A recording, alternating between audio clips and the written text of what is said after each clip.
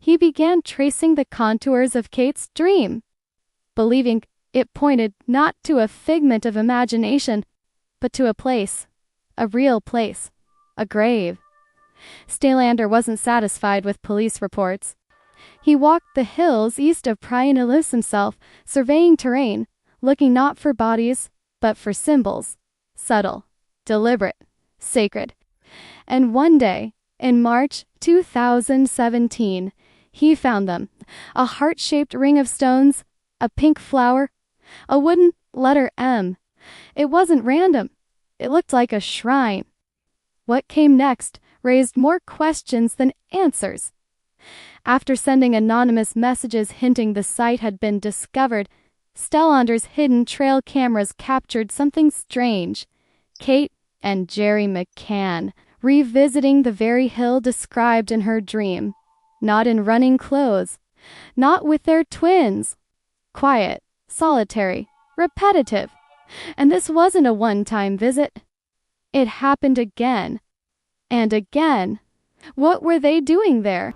And I started one area, and then something, I just got this thing, hey, this is not the place.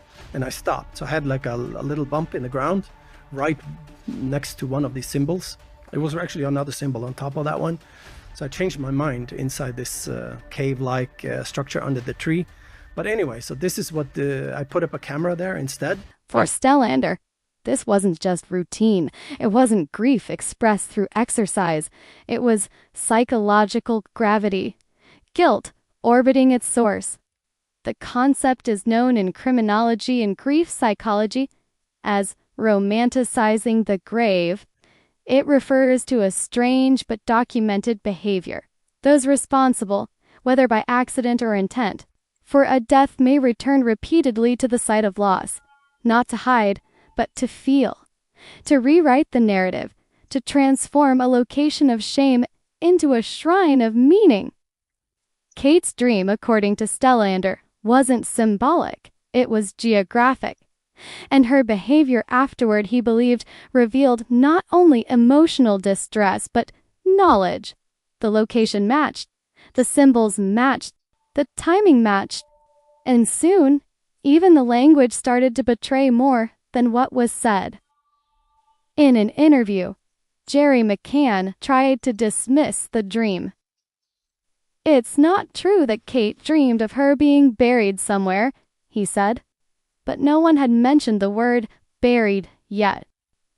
In forensic linguistics, this is called preemptive denial, a subconscious projection that often occurs when guilt or fear preoccupies the mind. Most people would say, she didn't have that dream, or it was just a dream. But Jerry leaped forward to burial before the idea had even surfaced. The denial revealed what it was trying to suppress. Stellander returned to Spot 1, as he named the site. What he found again and again was confirmation, not through forensics, but through symbolism.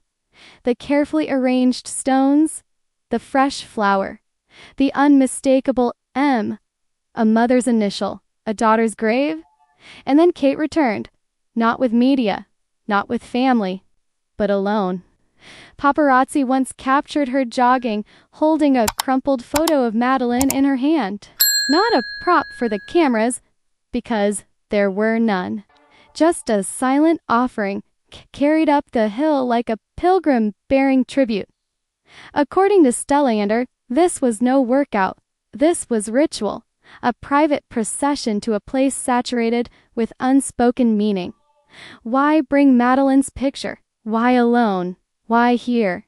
Weeks later, cadaver dogs would detect the scent of death in the trunk of a rental car the McCanns began using long after Madeleine was reported missing. Still, there is no forensic evidence to tie them directly to a burial. No confession, no remains. But there is language, there are patterns, and there is behavior. But anyway, so this is what I put up a camera there instead. The camera recorded a man walking through the exact area. Not hiking, not sightseeing, not exercising, just passing. Quietly. Alone. No children, no joggers, no gear. Nothing but purpose in his stride. That man was Jerry McCann, the same man who, 10 years earlier, had stood in front of the world pleading for the return of his daughter. Now, here he was, captured on film at a remote, unmarked hilltop that no one had publicly linked to the case. No memorials marked the space. No press had ever visited it. And yet, he went there. It was, according to Stellander, the first visible crack in the public narrative. What reason would a father have to visit a place like that unless he knew what was there? So I was looking for very subtle symbols there, like a heart, pink flowers, the letter M.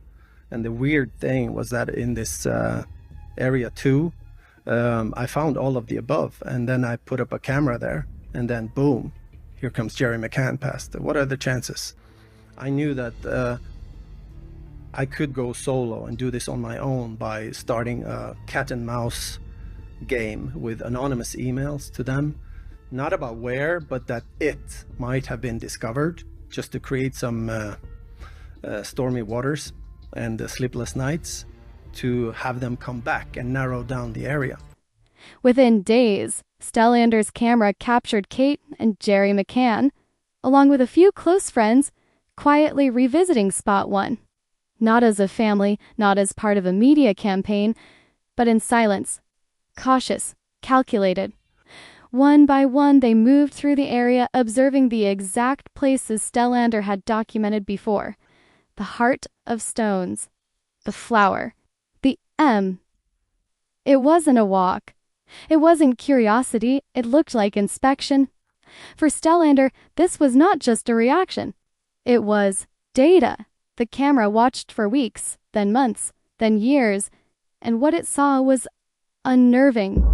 The visits to Spot 1 continued, sometimes Jerry, sometimes Kate, occasionally both. But never with their children, never with a crowd, never with fanfare.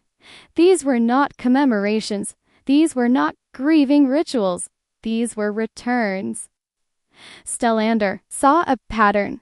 He saw what he called ritual behavior rooted in emotional fixation, a psychological model in which those involved in a traumatic loss, especially one they played a role in, returned compulsively to the scene of concealment, not to mourn, but to remember, to control, to relive. He called it romanticizing the grave. The hilltop had become, in his words, sacred, not to the public, but to them, a place that could not be let go. As his investigation deepened, Stellander refined his theory. Madeleine had died accidentally the night before she was reported missing, likely from a fall, potentially drug-related sedation. And in panic, her parents, with the help of their friends, staged a false abduction. He believed her body was initially hidden nearby, then relocated with a rental car. But all of that, he admits, was speculation, until the camera. The footage was never released to the public, not because it wasn't real, but because it wasn't enough. Stellander asked himself a question that would become central to his case. If someone had sent him, an innocent father, a message suggesting his missing daughter's grave might be discovered, wouldn't he have gone straight to the authorities? Wouldn't he have begged them to dig, to investigate, to clear his name? But there was no digging, no outrage, just silence and more visits. According to Stellander, that silence wasn't indifference, it was fear. He called it defensive guilt, not the kind that lashes out, but the kind that plans, that protects, that stays quiet because it knows what must be kept hidden. In analyzing their response, Stellander noted that the McCanns didn't act like people seeking truth. They acted like people safeguarding a secret. They hate you. You're gonna die. I don't want to do this. Stellander's hidden trail cameras captured something strange. Kate and Jerry McCann revisiting the very hill described in her dream. They hate you. On the night of May 3rd, 2007, as the world would later be told, Madeleine McCann vanished from a holiday apartment in Portugal while her parents dined nearby. But what if that night wasn't the beginning of a nightmare, but the climax of a cover?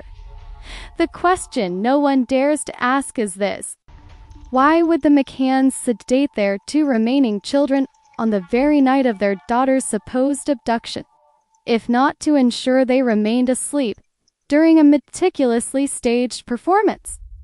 The answer, as chilling as it is unspoken, lies not in what happened that night, but in what may have happened the night before. We look forward to scrutinising the police files to see what has actually been done, and more importantly, what can still be done. When you lose a child, you can't eat, you can't sleep, and you definitely can't play tennis or go for a jog. That's just my opinion.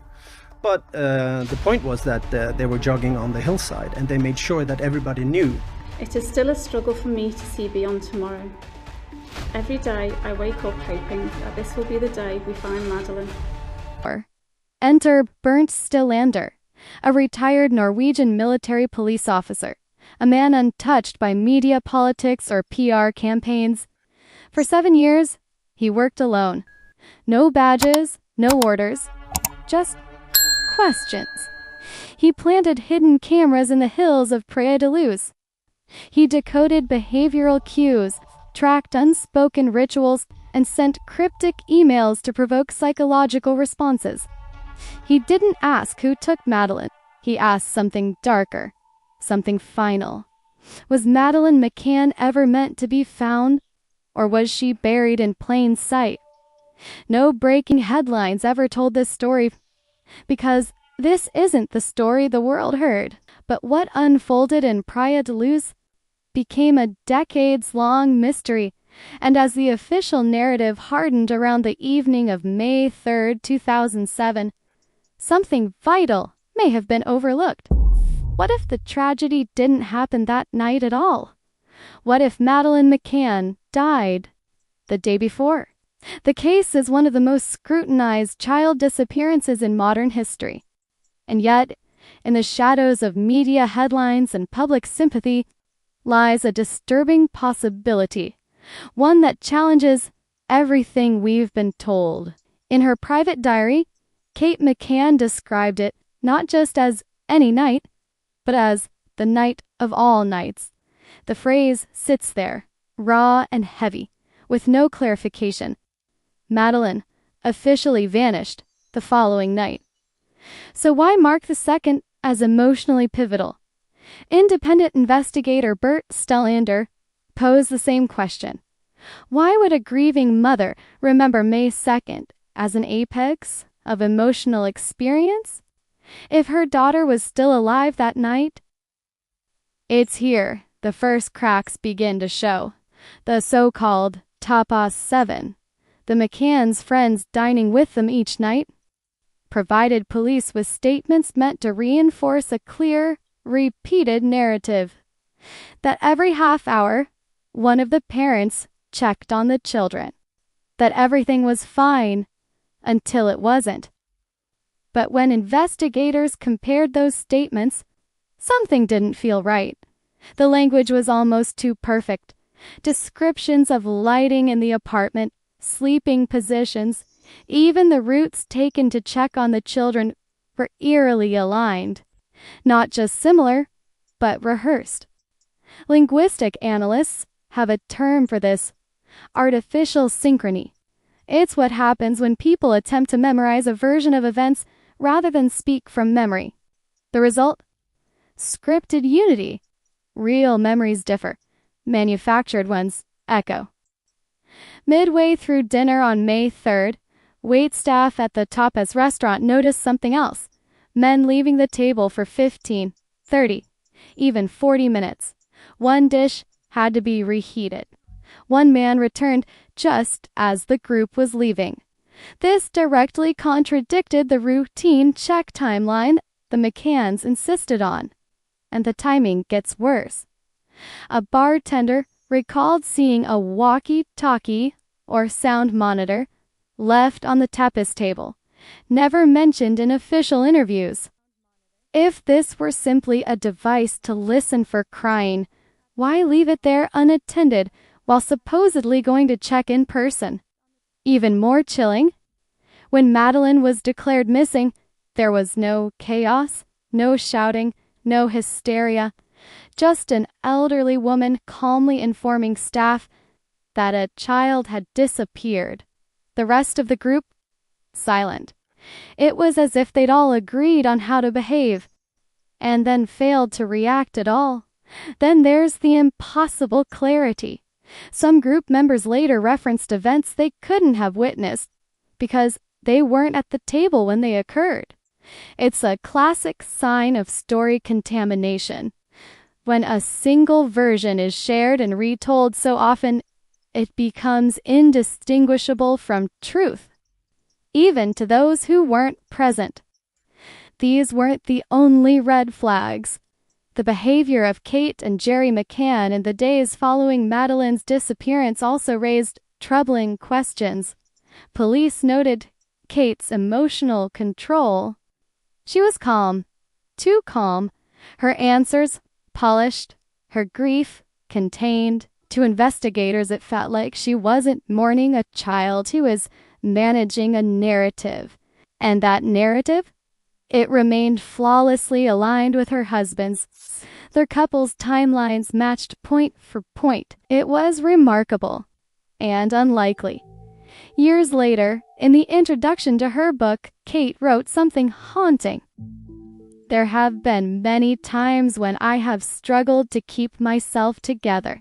I know the truth, we know the truth, and God knows the truth. It is still a struggle for me to see beyond tomorrow. Every day I wake up hoping that this will be the day we find Madeleine. But having lived through 4 painful years without my dear daughter, I have reluctantly been forced to acknowledge that our quest could take weeks, months, or yet more years. And the reality is we have to ensure we have adequate funding. She wasn't speaking as a mother demanding justice. She was speaking as someone carrying a secret too heavy to bear. The theory that Madeleine died on May 2nd gains more ground with each re-examination. That day, something changed. Kate's diary shifts in tone. She pours her love into words directed at her daughter. My sweetheart, my darling, my love, my companion. I love you more than anything. I'm going to dream that I'm lying by your side.